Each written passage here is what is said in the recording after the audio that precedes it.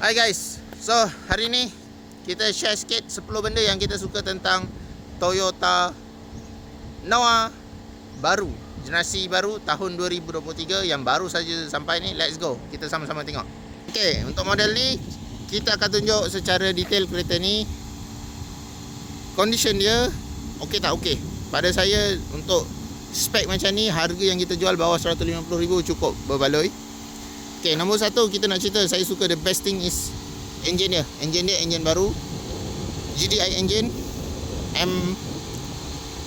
M20A FKSE. So engine ni dual injector, menghasilkan lebih kurang 162 PS dan juga 200 Nm torque.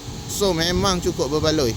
Selain tu, gearbox dia, nombor 2 saya suka gearbox dia. Dia pakai super direct CVT 10 speed auto yang menjanjikan penjimatan minyak yang cukup menakjubkan untuk sebuah enjin NA 2.0. Okey, seterusnya kereta ni datang dengan disc brake depan belakang, tak sama dengan previous model. Nombor 3, dia tak sama dengan previous model. Kalau previous model akan datang dengan spek tengah, kalau G lah, G spek, bukan ZSK Ramiki, G spek dia akan datang, ataupun WXB dia akan datang dengan tanpa disc brake belakang. Tapi yang ni dah complete disc brake belakang. Okey, nombor 4, saya suka dengan model ni sebab rupa paras belakang dia nampak lebih premium dan hampir sama dengan Toyota Alphard generasi baru AGH 40. Okey, jom kita masuk pada bahagian dalaman. Okey, nombor 5 saya suka model ni adalah dia datang dengan safety yang lengkap, di mana dia datang dengan 6 airbag di bahagian hadapan, tempat duduk hadapan dan juga curtain. And then dari segi Toyota Safety Sense, dia dah pakai 2.5 punya Toyota Safety Sense yang lebih safety, lebih lengkap dengan adaptive cruise control, lengkap. And original mileage dia macam ni. Ini original mileage dia. Untuk infotainment dia saya suka sebabnya yang ni tadi dah berapa? Nombor 5 nombor 6 Dia punya sound speaker dia cukup bagus. Maybe sebab dia punya speaker keliling lebih fit dengan dia punya body yang generasi baru ni, lebih senyap kabin dia. Okey, sebabkan yang ni dia datang dengan satu power door. So kita tunjukkan lah satu power door macam mana. Satu power door dia datang macam ni. Condition dia 8 seater, 8 tempat duduk. Seat dia yang ni pun boleh lipat, naik macam ni. So ini antara features yang saya suka. Kalau kita nak bawa motor pun boleh muat sebab kita boleh tolak habis sampai depan.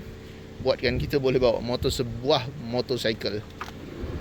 Okay, and dia datang dengan vacuum door. Dia datang dengan vacuum door.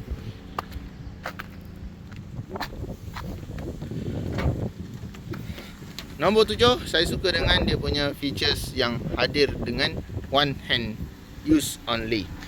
Kita nak flip dia punya tempat duduk, kita nak tutup tempat duduk dia, just tarik sini, tolak sini, dah settle. Tak perlu nak dua tangan. And then nak release, just tarik, and then turun serta tarik balik untuk dirikan dia macam ni. So memang sangat memudahkan untuk abang-abang, akak-akak kita. Tak rasa berat langsung. Dia punya seat dia ringan saja. Okay, untuk boot dia, sebabkan kereta ni panjang kan boot dia. Boot dia panjang, tak semua orang sampai. Lagi-lagi anak kecil kita, kalau kita nak bawa anak kita, suruh dia bawa beg sekolah ke, nak letak barang dekat boot ke, tak muat kan, tak sampai kan. Kita boleh adjust ketinggian dia hanya dengan lock macam ni saja. So boleh nampak, kalau dia mampu buka sampai sini, and then dia boleh lalu dari tepi pun sudah cukup berbaloi. Kita nak letak barang. And then yang model ni juga saya suka sebab dia datang dengan tayar spare. Kebanyakan model-model kereta generasi baru ni tak ada tayar spare. So yang ni dia ada tayar spare. So tadi dah 8 kan. And then nombor 9 yang saya suka adalah dia punya fun to drive dia. Walaupun dia sebuah MPV, tapi dia tak rasa lemau seperti generasi yang lepas.